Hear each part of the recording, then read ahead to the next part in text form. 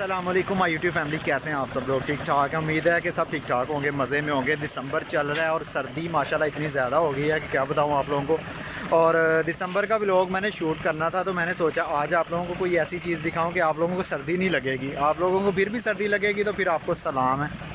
इतनी सर्दी में हम लोग चादरें लेके, जर्सियाँ पहन के, कोट पहन के फिर रहे होते हैं, लेकिन पीछे कुछ मेरे पाकिस्तानी मज़दूर लोग जो अपनी मेहनत की रोज़ी कमाते हैं वो इतनी सर्दी में भी काम कर रहे हैं। तो आज के व्लॉग में आप लोगों को मैं दिखाता हूँ कि सर्दी में, विंटर सीज़न में काम कैसे किया जाता है। तो सीधा चलते हैं जी वीडियो की तरफ। ये देखें जी, दिसंबर की आज जो है ना एंड चल रहा है दिसंबर का, इतनी सर्दी है। और ये देखें भाई,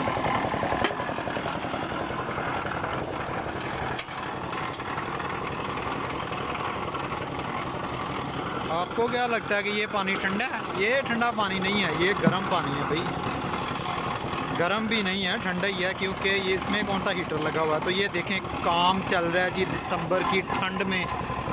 ये भाई काम कर रहे हैं और हमने इतना कुछ पहना होता है कि ये चादरें ली होती हैं क्योंकि ठंड है। तो जब काम करना हो तो फिर किसी किस्म की ठंड नहीं लगती।